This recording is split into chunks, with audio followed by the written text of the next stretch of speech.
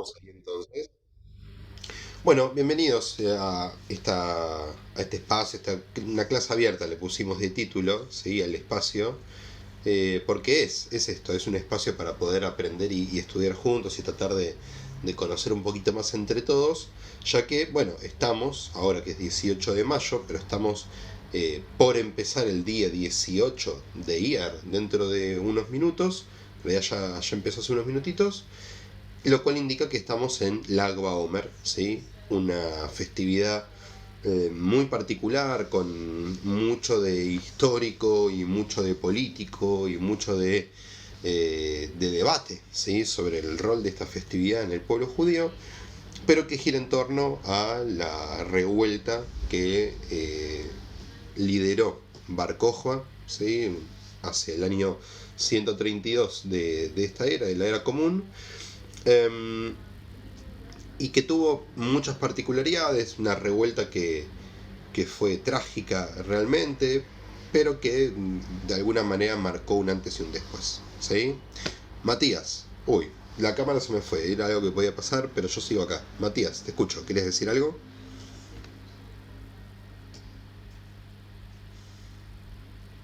Matías, mano levantada, ¿no? Ok, bueno, cualquier cosa, como les dije antes, pueden abrir micrófonos, ¿sí? No hay ningún problema. Em, pero hoy no vamos a hablar del Lago Homer, sino que vamos a hablar de Rabbi Akiva. ¿Y por qué Rabbi Akiva en particular? Porque Rabbi Akiva es muy relevante para la historia del Lago Homer, es uno de los personajes que de alguna manera permite y da el visto bueno para que la revuelta de Bar Kokhba suceda, y por eso analizar la vida de Rabbi Akiva es relevante en estas fechas, además de que Rabbi Akiva es uno de los rabinos más importantes de la historia de nuestro pueblo. ¿Sí? Casi que podríamos ponerlo en un top 5, ¿sí? De los rabinos más relevantes e importantes de nuestra historia, siendo que nació en una época donde los rabinos comenzaron a aparecer. Y eso es lo que vamos a tratar de comenzar a estudiar juntos. ¿Ok? Voy a compartir la pantalla. Hágame con un dedo a ver si se está viendo bien. ¿Sí? Muy bien. Vamos a ver un poquito de Rabbi Akiva, y yo puse que era una historia de una vida de superación, ¿no? Una vida de superación personal, algo que realmente reflejaba la posibilidad de superarse a uno mismo. ¿Y por qué? Porque Rabbi Akiva comienza sus días con una persona muy pobre, ¿sí? Viene de una familia muy humilde. De hecho, algunos dicen que venía de una familia de conversos, ¿sí? De conversos. Eso no era una razón para la cual sea una familia que esté en una situación de pobreza, ¿sí? Solamente agrego como un dato, que vivía en Eretz Israel y que nació más o menos hacia el año 50 de la era común. Y si ustedes más o menos, ¿sí? Alguna idea tienen sobre la época, se imaginarán que era una época de mucha convulsión social, ¿sí? Porque estamos hablando de una época de transformación total del judaísmo y casi podríamos decir del mundo, porque también estamos hablando de época del nacimiento del cristianismo y muchos movimientos políticos en el Imperio Romano, etcétera, etcétera. ¿Sí? Y la tradición judía nos trae ya un elemento muy interesante para poder charlar, que es que Rabbi Akiva vivió 120 años. ¿Sí? ¿Por qué es interesante? Si bien después vamos a ver que los números quizás dirían que vivió un poco menos.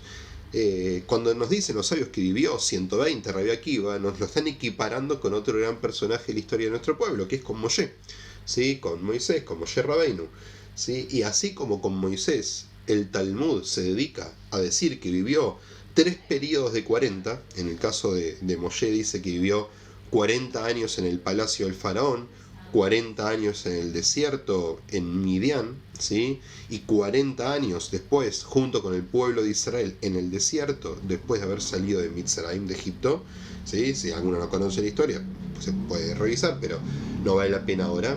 De la misma manera, hablan de Rabbi Akiva y dicen que su vida de 120 años también se encuentra dividida en 3 segmentos de 40 años. 40 años como pastor, 40 años estudiando la Torah y 40 años liderando al pueblo de Israel. ¿Sí? Como dije antes, difícilmente haya vivido más de 80, 85 años, ¿sí? Sabemos que murió en el año 135 porque murió con la derrota de Bar Kokhba, ¿sí? De esta revuelta de la que decíamos antes. Tenemos que ver cuándo nació, pero como se imaginarán, más aún en el seno de una familia humilde, saber exactamente el año en el que nació es prácticamente algo imposible. Pero sabemos de que es de aquella época, ¿sí? Vamos a dar un poquito de contexto, porque es importante en esta época tratar de entender por qué y por cómo nace una figura como la de Rabbi Akiva, ¿ok?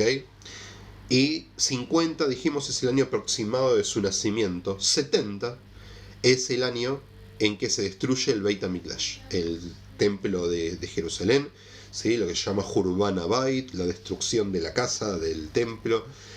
Un hecho central y trágico en la historia del pueblo de Israel porque cambia de forma total la dinámica del pueblo judío y obliga a los líderes del pueblo a reorganizar el judaísmo en torno a otra figura.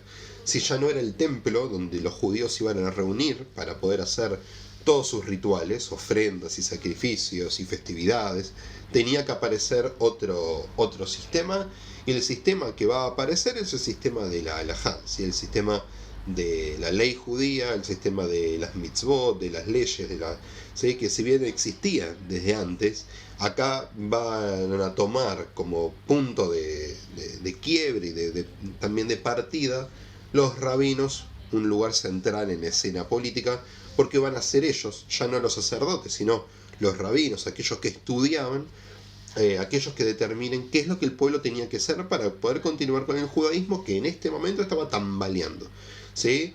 Si más o menos Rabbi Akiva vivió o nació en el año 50, tenía 20 años para este momento, o sea, estamos hablando de un joven que seguramente haya estado muy compenetrado y muy atravesado por este tipo de experiencias, y en los primeros años Rabbi Akiva no formaba parte de estas academias, no tenía pensado ser un gran rabino, un gran maestro, no conocía nada de Torá, nunca había estudiado nada, prácticamente no conocía ni siquiera el abecedario, ¿sí? Era un analfabeto total.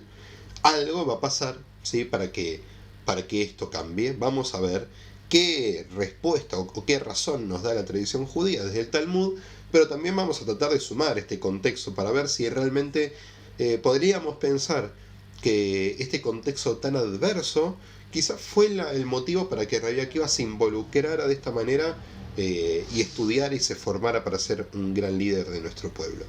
Tenemos al final de su vida, como decía antes, en el 132 el comienzo de la revuelta de Bar Kokhba y en el 135 la derrota, ¿sí? Posterior con la muerte de Rabbi Akiva. Muy bien. Recuerden que en cualquier momento me paran, me frenan, preguntan, comentan, ¿sí? Me critican, lo que ustedes quieran, ¿sí? Vamos con la historia del Talmud. El Talmud, que es posterior a la vida de Rabbi Akiva, ¿sí? Recuerden que recién la Mishnah, ¿sí? La primera parte de la ley oral que pasa a ser escrita, es posterior a la vida de Rabbi Akiva. Ahora vamos a comentar un poquito de eso en un rato. El Talmud es posterior, ¿sí? El Talmud se empezó a escribir y a compilar hacia el siglo 3, 4, 5 de nuestra era, es decir que el Talmud va a recopilar mucho de lo que le pasa a la vida de Rabbi Akiva, porque Rabbi Akiva va a ser un personaje del cual van a tomar un montón de enseñanzas. El Talmud dice que Rabbi Akiva era un pastor de Benkal Basabúa. Benkal Basabúa, que es un nombre casi de ficción, parece, ¿sí? Porque Kalba es Keleb, es un perro. Kalba Basabúa es como el perro que está saciado de hambre, ¿sí? Que ya no tiene hambre. Dicen los comentaristas que es porque quien iba a la casa de Benkal Basabúa entraba como un perro hambriento y salía saciado porque Benkal Basabúa les daba siempre para comer y para tomar a sus invitados. Era una persona muy rica, así casi de las más ricas de todo el pueblo de Israel en ese momento, y Rabbi Akiva era uno de los pastores que trabajaba para él. Parece que Rachel, la hija de Benkal Basabúa, se enamoró de Rabbi Akiva y le dijo que si quería estar con ella, Rachel le dijo, vos tenés que estudiar. Si querés estar conmigo, tenés que ir a estudiar. Entonces eso hicieron. Se casaron. ¿Sí? Se casaron en secreto, sin que Bencalva Sabúa lo sepa. Y en ese momento Rabbi Akiva se dispuso a comenzar a estudiar y conocer un poco más. Cuando Bencalva Sabúa se entera de esta noticia, echa a Rabbi Akiva, en ese momento Akiva, nada más, ¿sí? Akiva ben Yosef, y a su hija Rachel, los echa a los dos, le dice a Rachel, vos nunca vas a disfrutar de un peso de lo que tengo yo, porque te casaste con alguien que yo no te dije que tenía que casar, los expulsa y ellos pasan a vivir a un lugar súper chiquitito, ¿sí? Dice incluso que dormían sobre paja, no tenían casi nada, y explica el Talmud, cuenta una historia muy, muy particular, dice que en un momento se presenta Eliyahu Naví, el profeta Elías, en la casa en esta pequeña casita de Akiva y de Rachel, y le dice, por favor ayúdenme, tengo un hijo y no tengo ni siquiera paja para que pueda dormir cómodo. Y Akiva le da la paja que tiene donde estaban durmiendo ellos, y entonces le dice a Rachel, él va a necesitar más esta paja que nosotros. Y se quedan sin nada, se quedan sin nada. Rachel en ese momento, y también podría ser una frase que podríamos analizar o pensar, dice, anda a estudiar. Llegó el momento de que vayas a estudiar, que vayas a conocer un poco más de nuestra tradición. ¿Sí? ¿Qué va a pasar? Rachel se queda sola y quien va a estudiar es Akiva, ¿sí? va a ir a conocer solo. Pero la tradición judía se encarga de contarnos no solo cómo él va a aprender sino en las academias, sino también cómo va a experimentar con... cómo va a... Estoy haciendo problemas. También cómo va a experimentar por cuenta propia, ¿sí? Para conocer un poco más. Y se cuenta esta historia, que es una historia muy linda, muy conocida, de las rocas que están marcadas por el agua. Dice que un día Rabbi Akiva se encontró con unas piedras que estaban talladas de una manera muy particular, ¿sí? Y se dio cuenta, cuando le pregunta a alguien, que fueron las gotas de agua sucesivas que han caído con el paso del tiempo, muchísimo tiempo, ¿sí? Que han marcado a las rocas y han dejado pequeñas marcas.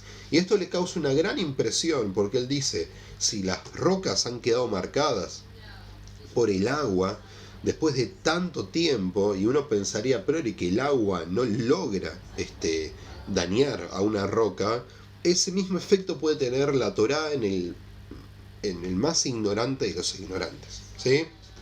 Recuerden que la Torá muchas veces es simbolizada con el agua, ¿sí? Con el agua, con el fuego, un montón de cosas, pero el agua es uno de los elementos con los que se hacen muchas analogías con la Torá, así incluso aparece dentro de la Torá misma, en casi el final. Entonces Rabbi Akiva dice, si las rocas pudieron ser marcadas por el agua, incluso una gota a la vez, yo voy a poder hacer lo mismo. Yo que no sé nada de nada, la Torá me va a poder marcar a mí, voy a poder aprender Torá aunque sea una gota a la vez. Y eso fue hacer, ¿sí? Se dedicó a estudiar desde el principio. Y así se lo presenta a Rabbi Akiva, como una persona humilde, una persona que en su desconocimiento no sentía ningún tipo de vergüenza, no se reprochaba nada a sí mismo por no saber, sino todo lo contrario, se proponía estudiar, ¿sí? Entonces, ¿qué dicen los sabios? Que comenzó estudiando el Aleph Bet, que comenzó estudiando desde lo más básico, ¿ok? Desde las letras del abecedario. Y no tuvo vergüenza en ir y estudiar junto con los pequeños niños, hasta que, bueno, en un momento empezó a estudiar más y más y más, y comenzó a saber mucho, ¿sí? Entendía mucho de lo que estudiaba, y todo lo que estudiaba realmente lo incorporaba, ¿sí?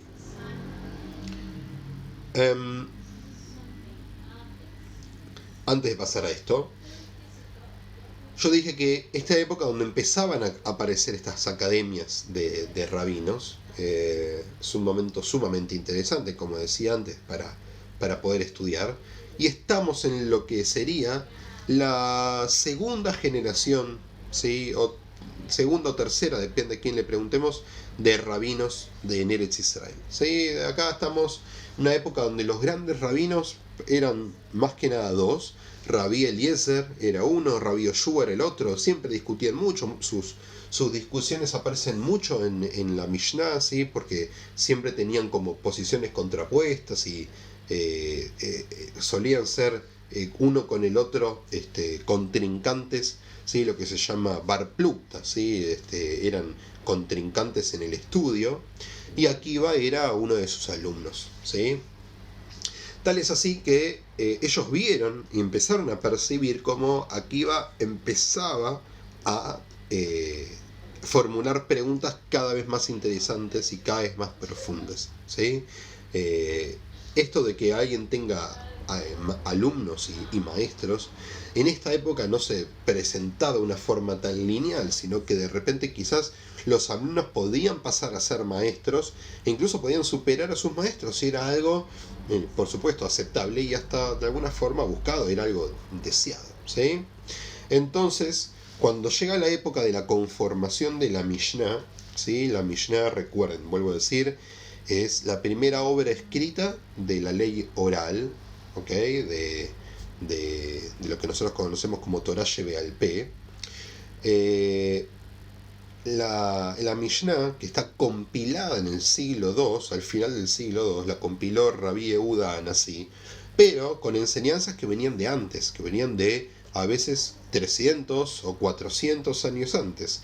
Y tal es así que muchos afirman que muchas de estas enseñanzas fueron al principio empezadas a recopilar por el mismo Rabbi Akiva, ¿sí?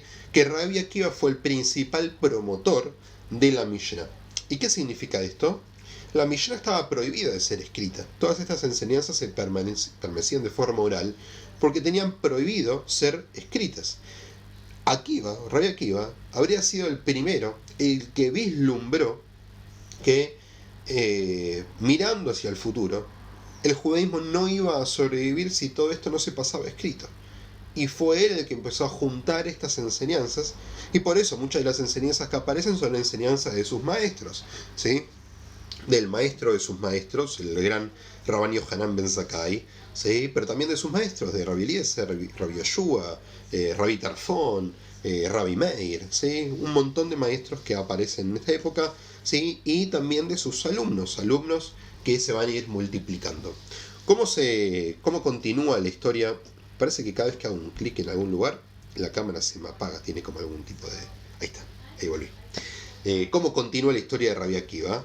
Dice que se fue a estudiar por 12 años. Acá los números, acuérdense que en las historias judías siempre tienen lugar a la simbología, pocas veces tiene que ver con a un efecto real o una representación real de algo lo que está pasando. Entonces en este caso dice que se fue 12 años porque su esposa le dijo andate 12 años, y cuando terminó esos 12 años volvió a su casa, y cuando estaba por entrar escuchó que su esposa estaba hablando con otra mujer, y la mujer le decía: tu marido se fue 12 años y vos tenés que trabajar sola, ¿sí? Él debería estar acá ayudándote a vos. ¿Y qué dijo ella? Ella respondió: yo le pedí por favor que vaya a estudiar, e incluso si él quisiese irse 12 años más, le estaría permitido. Antes de abrir la puerta de la casa para entrar, Rabbi Akiva, ¿qué hizo? Escuchó esto y se volvió a la casa de estudio y estudió otros 12 años, ¿sí? Una historia muy linda. Obviamente deja entrever que pobre Rachel se quedó durante 24 años solita trabajando, ¿ok? Y haciendo sus cosas, pero que en realidad lo que está mostrando es esto de que ellos dos son socios en la construcción de esta sociedad del conocimiento. Tanto Rabbi Akiva como Rachel, el centro de la historia es ese, ¿sí? Vuelve 12 años después, o sea 24 años en total estudiando, pasa Rabbi Akiva, vuelve con 12.000 pares de alumnos, ¿sí? Una cantidad espectacular de alumnos que Rabbi Akiva fue juntando, y en ese momento aparece Benkal Sabúa, aparece su suegro, ¿sí? Y como entiende que llega una persona muy importante a la ciudad, no sabía quién era, Rabbi Akiva lo recibe, y Benkal Sabúa le dice: mirá, yo quiero que vos, que sos un gran rabino, me hagas Atarat Nedarim. Atarat Nedarim es la cancelación o anulación de un voto, ¿sí? Claro, Benkal Basabua no sabía con quién estaba hablando, ¿sí? Entonces en ese momento Benkal Basabua le dice, yo hice un voto, una promesa hace mucho tiempo de que nunca le iba a heredar nada a mi hija porque se casó con un vagabundo de por ahí, un tal Akiva. Entonces en ese momento Rabbi Akiva le dice, ¿estarías dispuesto a anular ese voto? Sí, porque dice, yo soy Akiva. Y en ese momento Benkal Basabua casi que se cae, casi que se desmaya, porque realmente no podía creer que su yerno haya sido un gran rabino, se haya convertido en una persona tan importante, y decide darle a Rachel y a Rabbi Akiva la mitad de las riquezas, así que Akiva y Rachel terminan siendo parte de una familia muy pudiente, como que toda esta historia del humilde se termina resolviendo. ¿Ok? Pero aparece este detalle, ¿no? 12.000 pares de alumnos son los que tiene Rabbi Akiva y que va formando. 12.000 pares, son 24.000 personas estudiando, es un montonazo. ¿Sí? Vamos a ver que en realidad encierra también una simbología que tiene que ver con el final de su vida, que es justamente la revuelta de Bar Kokhba. Pero vamos a tratar de pensar un poquito a Rabbi Akiva como rabino, como maestro, ¿sí? Y tenemos 1000 frases de Rabbi Akiva, 1000 enseñanzas distintas, siempre es una voz autorizada, siempre es una voz que es escuchada por sus colegas, por sus maestros, por sus alumnos y por supuesto por nosotros, y muchas de ellas aparecen en este libro que tengo acá, ¿sí? Que no se ve, pero está tapado por el fondo de los otros libros. Ahora cuando saquen la pantalla lo muestro bien, pero que es el Pirkei Avot, ¿sí? El Pirkei Avot es uno de los tratados de la Mishnah, es el tratado que habla fundamentalmente de cosas de la ética y de la moral, y que tiene algunas participaciones de Rabbi Akiva muy interesantes, una de las cuales es esta, ¿sí? Una Mishnah que termina diciendo Siag la Jochma Shtika, la valla de la sabiduría es el silencio, ¿sí? Que a veces hace falta hacer silencio para generar más conocimiento y no estar parloteando de más, ¿sí? Por ejemplo, para ver algunas enseñanzas, ¿sí? Podemos, de vuelta, hay un millón de ejemplos distintos, pero esta que es una muy conocida. A ver, ahí está, volví. Dice, Akol tzafui, be'areshut netuná, ubeto olam nido, be'akol lefi roba maaseh. Todo está previsto, pero el ser humano tiene libre albedrío. El mundo es juzgado para el bien y todo depende de la mayoría de nuestras acciones. ¿Sí? Rabbi Akiva pertenece a una idea muy, muy linda, muy interesante dentro del judaísmo, que tenía que ver con la mezcla de lo universal y lo particular. En ese sentido, una persona que estaba totalmente convencida de que Dios amaba al pueblo de Israel y que le deseaba el bien al pueblo de Israel, pero que al mismo tiempo entendía que Dios había creado al mundo y a todos los seres humanos, y por eso Dios amaba a todas las criaturas también en forma general, ¿sí? Hay dos historias con esto que cuenta el Talmud, el Midrash. Una de ellas dice que en un momento va Rabbi Akiva junto con otros rabinos a Roma. Y en este momento, ¿sí? Imagínense, ya habían pasado algunos años después de la destrucción del Beit HaMikdash, recorren las ciudades de Roma y uno de los rabinos dice, se larga a llorar y dice, no puedo creer. Miren a todos estos idólatras, no judíos, que adoran a cualquier cantidad de dioses y les va bárbaro. Y nosotros que amamos y adoramos al único Dios y bla, bla, bla, bla, estamos pero para atrás. Y todos empezaron a llorar y Rabbi Akiva se reía. Y dice, ¿por qué te reís? Dice, ¿por qué me río? Porque si ellos rezan a sus dioses, que creemos que no son los dioses correctos, y les va bien, a nosotros que adoramos al Dios verdadero, seguramente nos va a ir mejor, hay que esperar un poco más. Y otra historia parecida, pero que dicen que en algún momento estaban caminando también algunos rabinos junto con Rabbi Akiva por las ruinas de Jerusalén, y todos llorando y diciendo, ay, miren cómo está Jerusalén, y Rabbi Akiva se reía, porque dice, ¿por qué te reís? Y Rabbi Akiva contesta, dice, si se cumplió la profecía de que Jerusalén iba a ser destruida y que nos iba a ir mal por nuestras acciones, también se va a cumplir la otra nebuá, la otra profecía, la que dice que Jerusalén va de vuelta a ser una joya, de vuelta va a estar bien y seguramente nos va a ir bien. Hay que tener paciencia, ¿sí? Em,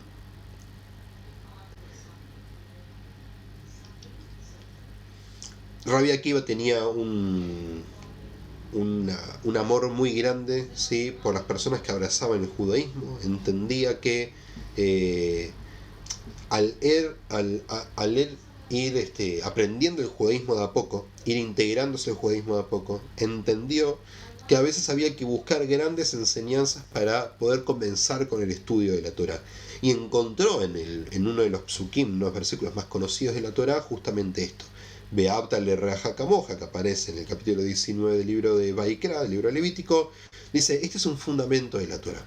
¿Sí? Y acá se conecta con otro sabio, con Hillel, que había vivido unos 100 años antes y que había dicho lo mismo. ¿Sí? Los dos se colocan en esta vía de poder pensar el judaísmo a través del amor, a través del cariño, ¿sí?, y tratar de ser buenos maestros, de tratar de ser eh, calmos y tratar de ser pacientes a la hora de enseñar. ¿Sí?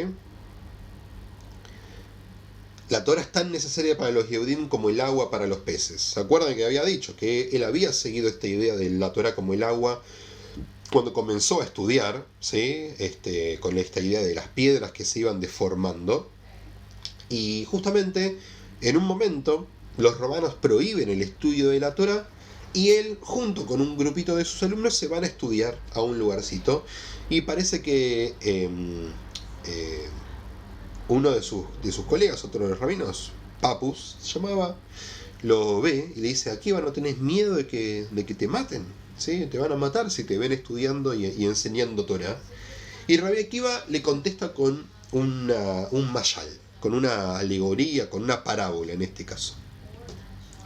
Esta fábula era la siguiente. Dice, imagínate un grupo de peces que están en un río y están luchando contra la corriente, es muy fuerte, y en ese momento se acerca un zorro y les dice, si están en problemas ahí en el agua, vengan acá a la superficie, vengan a la tierra seca que yo los voy a cuidar, tengo un lugar reservado para ustedes.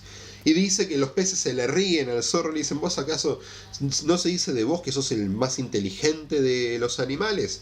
Dice, si no podemos con nuestros problemas aquí en el agua, que es donde estamos de forma natural, ¿cómo podríamos solucionar alguno de nuestros problemas estando en la tierra seca? Y le explica Rabbi Akiva a Papus, le dice, los Yehudim somos iguales. Si vamos a solucionar nuestros problemas, los vamos a solucionar dentro del agua, dentro de la Torah. Si planificamos o intentamos solucionar nuestros problemas fuera del agua, en la tierra seca, sin la Torah, desde ya que nos va a salir mal. ¿Sí? Esta también, para que veamos una de las formas como Rabbi Akiva explicaba, ¿sí? Trataba de ser muy claro con sus palabras y trataba de siempre poder tener una palabra justa. No solo con los Yehudim, no solo con sus colegas o con sus alumnos, sino también con no judíos, porque dice el Talmud y relata muchas veces encuentros entre algunos romanos que vivían en la tierra de Israel, que se encontraban con él y que charlaban, ¿sí? O discutían con él. Por ejemplo, Turnus Rufus, ¿sí? Uno de los que más aparece en el Talmud y que tiene esta particularidad. En el Talmud estos romanos siempre conocen de Torá, siempre conocen versículos o enseñanzas, siempre son muy punzantes en las cosas que preguntan o critican, porque tienen esta cantidad de conocimientos y es algo interesante.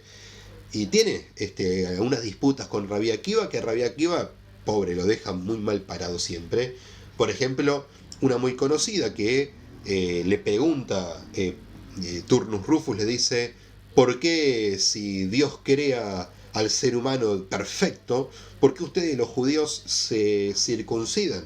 ¿No están acaso cambiando la obra de la creación? ¿No están faltándole el respeto a Dios? Y Rabbi Akiva le dice, no, justamente nosotros estamos terminando, ¿sí?, esta obra de la perfección porque Dios nos crea para ser perfectos, ¿sí? Y así un montón de disputas que tiene Rabbi Akiva junto con estos romanos.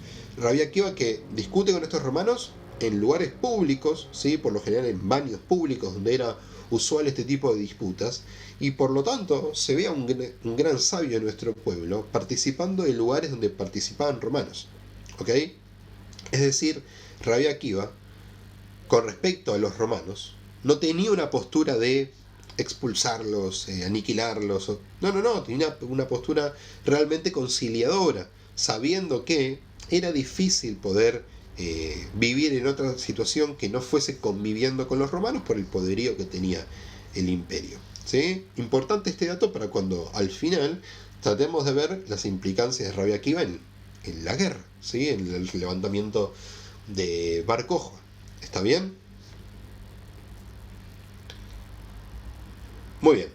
Antes de empezar con esto, ¿cómo estamos hasta acá? ¿Estamos bien? ¿Alguien quiere preguntar algo? ¿Se entiende lo que estoy diciendo? ¿Estoy yendo muy rápido, muy lento? No, perfecto. Muy bien. Bueno, quería también compartir algunas cositas más. Por ejemplo, así como dije antes que Rabbi Eliezer y Rabbi Yoshua eran bar plukta, que cada uno eran como compañero de disputa a la hora de estudiar, Rabbi Akiva tuvo su propio bar plukta, que fue Rabbi Ishmael. Rabbi Ishmael es conocido por ser un gran racionalista, ¿sí? Una persona muy metódica que estableció y aparece en la tefilá, incluso que hacemos todos los días, un sistema de hermenéutica, de interpretación de los textos muy interesante, que se utilizó mucho posteriormente y que hasta el día de hoy es muy reconocido. Mientras que Rabbi Ishmael representaba eso que era mucho más racionalista, las corrientes más racionalistas, Rabbi Akiva representó durante mucho tiempo a las corrientes más místicas, de la mística dentro del pueblo de Israel. ¿Sí? De hecho, mucho de la mística, más que nada en la Edad Media, va a tomar a la figura de Rabbi Akiva como una de las figuras centrales. A Rabbi Akiva y a uno de sus alumnos, ¿sí? Uno de sus principales alumnos, que fue Rashbi, Rabbi Shimon Bar Yochai, que según la tradición judía es el creador del Zohar, ¿sí? Del libro principal de la Kabbalah, aunque el Zohar en realidad fue escrito en el siglo o entre los siglos XI y XII, ¿sí? Depende de la cronología que sigamos, en España, ¿sí? Por Moisés de León y junto con otro grupo de místicos, pero que de vuelta, más allá de ese dato que es histórico, lo tradicional es entender a Rabbi Shimon Bar Yochai y a su maestro Rabbi Akiva como padres de esta escuela de la mística, ¿sí? Tan marcada en el judaísmo y que tanto arraigo tiene en nuestra tradición. Con esto aparece una historia muy, muy llamativa, que es la historia del Pardés. El Pardés significa, es un huerto, ¿sí? Una palabra que no viene del hebreo, que viene del griego.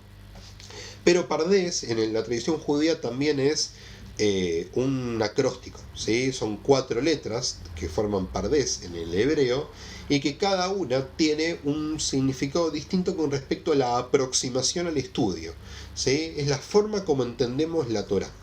Entonces sería estas 4 letras: primera la Fei de Pshat, lo simple; la segunda la Reish de Remes, que son insinuaciones, ¿sí? O alegorías; la tercera, que es Drash, ¿sí? Que es un poco un nivel de profundidad más alto; y el último es Sod, que es secreto, es aquello que es casi inaccesible para llegar. Y el Talmud dice que 4 sabios solamente llegaron a conocer el Pardés, pero que uno solo conoció el Pardés y pudo volver a la vida y seguir, y fue Rabbi Akiva. Los otros 3, el primero fue Ben Azai, que dice que entró al Pardés y que luego se volvió loco. El segundo es Ben Zomá, que dice que entró al Pardés y luego murió. El tercero es Elisha Ben Abuya, que entró al Pardés y luego abandonó el judaísmo. ¿Sí? Esa es una historia espectacular, pero para otro día. Y el cuarto es Rabbi Akiva, que justamente logra entrar y salir y poder enseñar a partir de todo lo que había visto. ¿Sí? Digo, más allá de esto, fíjense el lugar central en que la tradición judía talmúdica ubica a Rabbi Akiva. ¿Ok? Y vamos con una historia más. Esta es una historia muy linda que aparece en el tratado de Menajot, si no me equivoco. La historia dice, es un midrash muy conocido, que de vuelta hay que tratarlo como Midrash. Habla de Moshe, ¿sí? Dice, Moshe estaba en el Ar Sinaí, en el monte Sinaí, y le pregunta a Dios por qué la Torá tiene, las letras de la Torá tienen esas coronitas, ¿sí? Eso una vez vio una Torá, ve que algunas letras tienen algunas linitas por sobre las letras, que se llaman ketarim, son coronas. Dice, ¿por qué tiene estas coronas? Y entonces Dios le dice, vos no lo sabes ahora, pero te voy a mostrar a alguien que sí lo sabe. Y dice el Midrash que Dios lo hace llevar a Moshe a través del tiempo y lo lleva hasta la academia de Rabbi Akiva. Y se sienta Moshe, es muy linda la historia, se sienta Moshe en la última fila de la academia, ¿sí? Ve a todos los alumnos de Rabbi Akiva, él se sienta al final, Moshe, nadie lo ve, él está tapadito, y escucha a Rabbi Akiva explicando y dice todo esto que estamos aprendiendo, esto y esto y esto y esto y esto es lo que nos enseñó Moshe en el monte Sinaí cuando bajó con la Torá. Y Moshe con cara de incrédulo dice, yo todo esto que está enseñando yo no sé nada. Y le dice Dios, yo no entiendo nada de lo que acaba de explicar. Y me dice que lo expliqué yo, de que yo lo enseñé. Dice Dios, bueno, justamente vos vas a enseñar algo que el resto de lo cual van a aprender y van a aprender más, ¿sí? Van a ir generando nuevos conocimientos. Entonces, si nosotros tomamos este relato y lo vemos en un sentido más amplio, ¿con qué nos encontramos? Con que Rabbi Akiva es el ejemplo más claro, ¿sí? De la continuidad de Moshe, ¿sí? De la continuidad de las enseñanzas de Moshe. Lo están poniendo en un lugar súper central, ¿ok? Rabbi Akiva es el que permite que la enseñanza de Moshe se multiplique por un montón de lugares, ¿ok? Obviamente que Rabbi Akiva no es el primero, ¿sí? Viene de una larga tradición de rabinos y estudiosos de la Torá, etc. Pero la tradición lo ubica en un papel central, ¿ok? Entonces, digo, con todo esto, hacia el año 130, más o menos, Rabbi Akiva es el gran líder del pueblo de Israel. El líder espiritual del pueblo de Israel es él.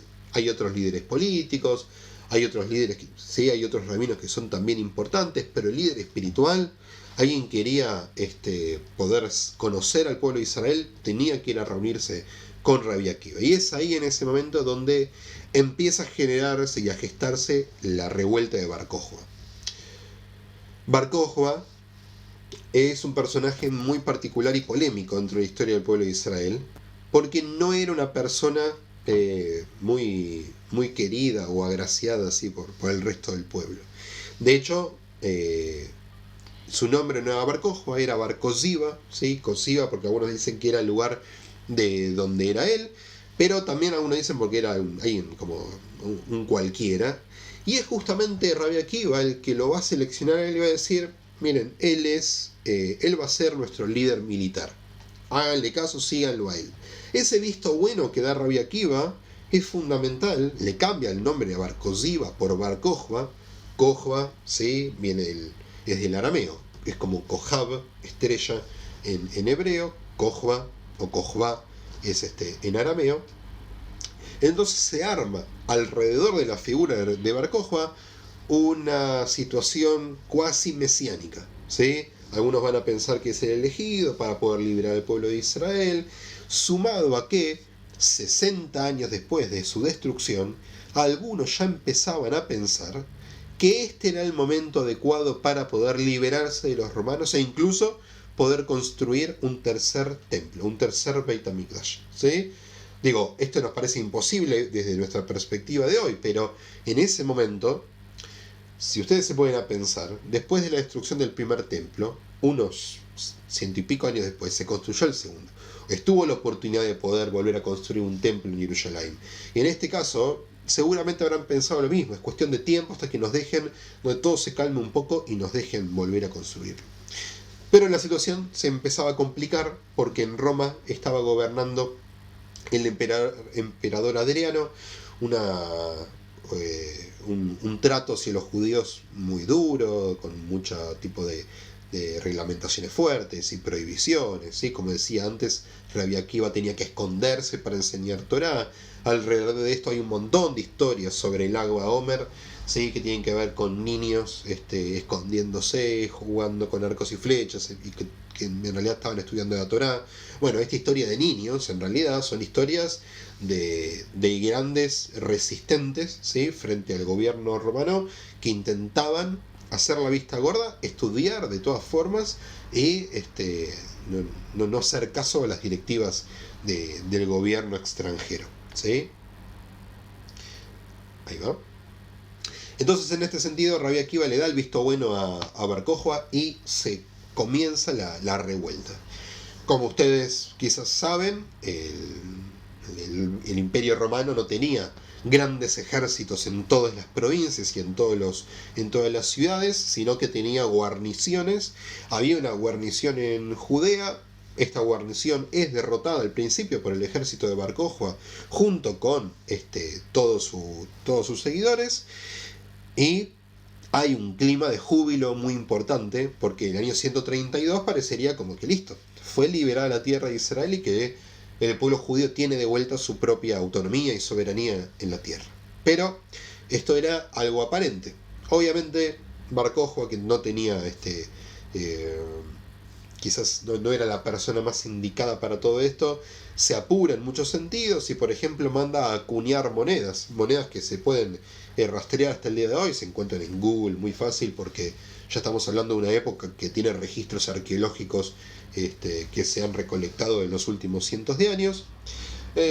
Ha acuñado monedas, se ha colocado él a sí mismo casi que como un salvador del pueblo de Israel. Sí, al final no era un gran personaje. Y toda esta situación de ensueño dura 3 años.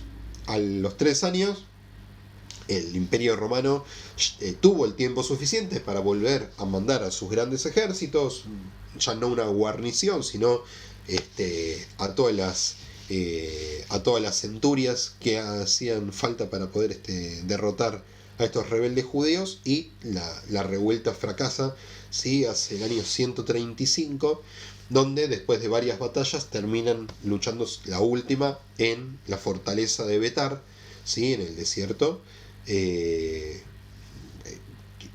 Lucha que es como una gesta heroica típica del pueblo judío, pero que fue realmente una masacre, ¿sí? Porque ya el pueblo judío no tenía cómo defenderse frente al imperio más grande del mundo y al ejército más avanzado del mundo en ese momento y más organizado, etcétera, etcétera, etcétera. ¿Ok? ¿Qué pasa con Rabbi Akiva? Bueno, Rabbi Akiva muere, primero es apresado, ¿sí? Cuenta el Talmud que los guardias romanos que lo tomaron para ser apresado no lo querían agarrar, ¿sí? Como que tenían miedo porque sentían que en él había una figura espiritual muy, muy fuerte, muy importante, y él les aseguraba que no pasaba nada, que él estaba tranquilo, y lo llevan, ¿sí? hasta la cárcel. En la cárcel va a pasar un tiempo y luego lo van a matar en la hoguera, ¿sí? El Talmud relata la historia trágica pero también bella de cómo los alumnos se acercan a Rabbi Akiva y le dicen si no tenía miedo, ¿sí? Que estaba sintiendo en esos últimos minutos de su vida. Y Rabbi Akiva trae una idea muy interesante, ¿sí? Ustedes saben que nosotros recitamos el Shema Israel todos los días, 2 veces por día, y que al principio el Shema Israel dice: ama a tu Dios con todo tu corazón, con todo tu ser, Bechol Nafshecha, ¿sí? Y con todas tus fuerzas o con todas tus posesiones materiales, depende cómo se interprete la tercera. Y Rabbi Akiva le contesta a sus alumnos, le dice: hasta el día de hoy no había entendido qué significaba Bechol Nafshecha, con todo tu ser. Hoy que estoy muriendo, ¿sí? Me están matando por ser un estudioso de la Torá y por estar aferrado a la Torá, ¿sí? No abandonarla, entiendo esto. Acabo de entender, dice, qué significa Bechol Nafshecha, con todo tu ser, ¿sí? Y cuenta Rabbi Akiva que él en el fuego de la hoguera, ¿sí? donde lo matan, iba viendo pequeñas letras, ¿sí? De la Torá que se iban ascendiendo junto con el fuego, ¿sí? Una figura, por supuesto, que seguramente no tiene que ver con el relato histórico de la muerte de Rabbi Akiva, pero sí habla mucho de cómo lo recuerdan sus alumnos y cómo lo han perpetuado, ¿sí?, los posteriores rabinos que aparecieron en el Talmud. ¿Okay? Rabbi Akiva forma parte de lo que se llama los mártires del pueblo de Israel, Azarar Uey y Batorá, ¿sí?, que son 10 sabios que se convirtieron en mártires en la época de las persecuciones romanas, en esta época, y que, por ejemplo, son mencionados y son recordados especialmente en Yom Kippur. ¿Sí? En el Día del Perdón hay todo un fragmento del Maxor, del libro de rezos, que se llama el Martirologio. Si alguno tiene un Maxor ahí, el típico Maxor azul del seminario rabínico, después Chumei lo va a encontrar, y va a aparecer la figura de Rabbi Akiva dentro de ese Martirologio. ¿Sí? Es una sección muy especial que por lo general en las tefilot a veces se suele omitir, pero que durante muchos años ocupó un lugar central, ¿sí?, más que nada porque con el paso de los años, estoy yendo a otro tema, pero vale la pena, con el paso de los años, la matanza de otras poblaciones y de otras comunidades judías ubicó este martirologio en un lugar muy importante. No todo fue color de rosa para el final de la vida de Rabbi Akiva. Algunos sabios posteriores lo van a acusar, ¿sí?, después de muerto, ¿sí?, también es un poquito fácil, lo van a acusar de haberse apurado, de haber seleccionado a Bar Kokhba como el líder del pueblo de Israel, que quizás tendría que haber optado por una posición más pacífica y conciliadora, ¿sí?, como la tuvo antes en su vida con los romanos, y no tan bélica y confrontativa, esto de poder de apoyar una revuelta, ¿sí? En especial hay un alumno de sus alumnos en el Talmud que dice: Akiva, te apuraste, como dice, te hubiese salido pasto de los ojos y todavía no hubiésemos visto la llegada del Mashiach, del Mesías, ¿sí? Es decir, podrías haber muerto vos, te hubieses crecido pasto por los ojos, y esto de pasa el tiempo y el cuerpo se descompone, y aún así no hubiese llegado todavía la época del Mesías. O sea, te apuraste en seleccionarlo a Bar Kokhba.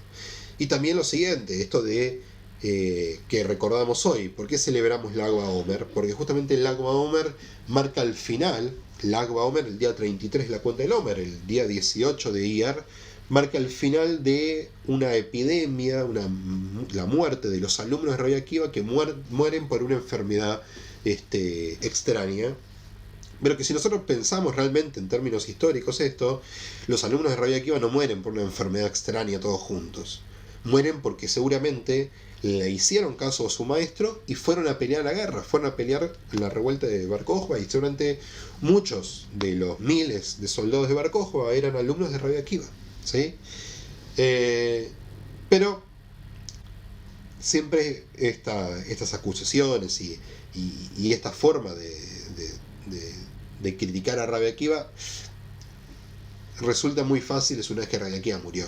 Lo cierto es que en el momento los contemporáneos a Rabbi Akiva, ninguno se opuso a las palabras de él, todos lo siguieron y entendieron que era lo correcto, y por más de que se haya equivocado o no, bueno, él vio como correcto esa situación en ese momento de seleccionar a Bar Kokhba.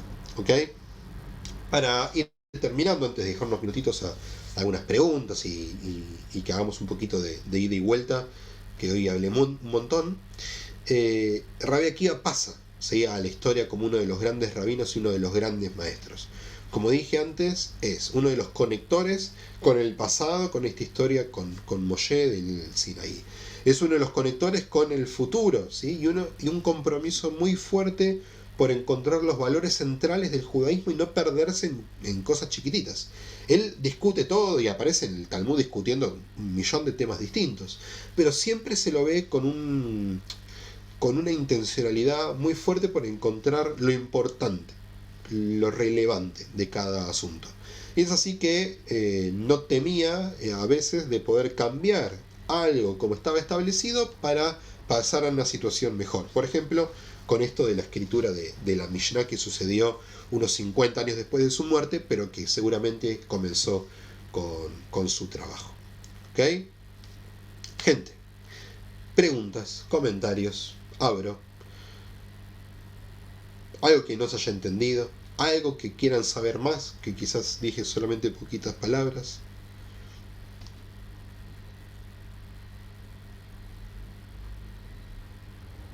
o no les anda el micrófono, o no me escucharon, o quedó todo claro. Quedó todo claro. No. Sí, lo que pasa es muy interesante, entonces tendríamos que estar toda la noche hablando porque da para mucho. Bueno, pero justamente toda la noche, si estamos en el lago Claro, de Homer, significa que justamente, podemos hacerlo hasta las 6, 6:30, no sé, cuando falta, despunte el alba. falta poquito para la festividad de Shavuot. Ahí sí vamos a tener De tiempo toda Shabbat, la noche para estudiar y ahí vamos a dedicarnos. ¿Sí?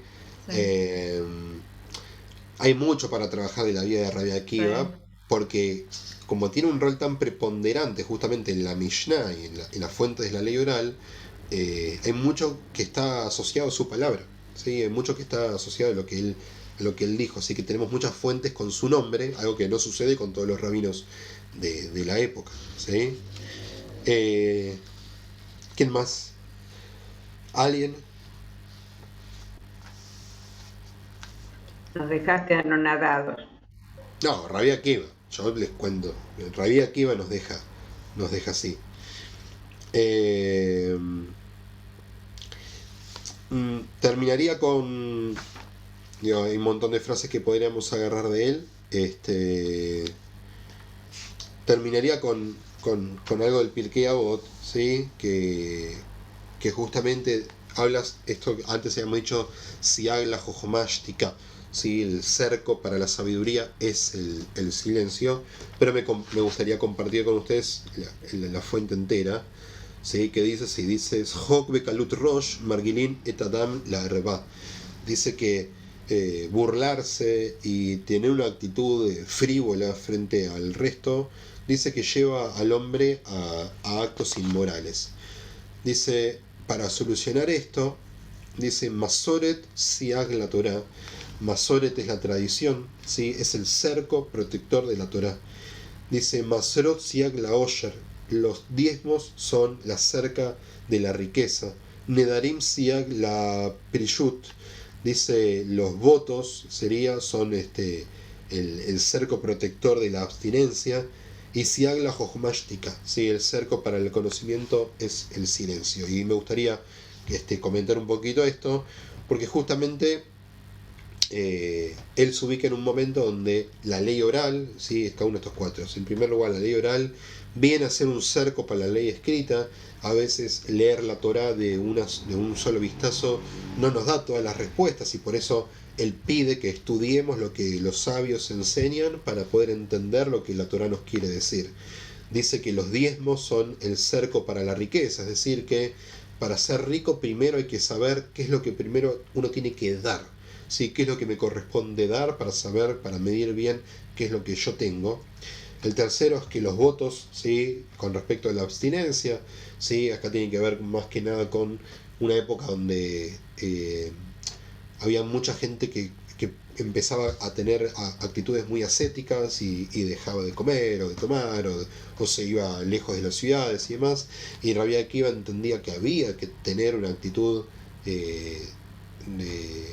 respetuosa también por el mundo material y que la vida no consistía solamente en abandonar, ¿sí? Las prácticas que tienen que ver con cosas humanas. Y por último esto decía la Jochmashtika, esto de que el cerco del conocimiento es el silencio, porque justamente lo que va a decir Rabbi Akiva en otros lugares es que él ha aprendido mucho sentándose cerca de sus maestros y aprendiendo y escuchando, ¿sí? Y con eso ya uno adquiere conocimiento. Pocos conocen más hablando más y muchos aprenden más escuchando más.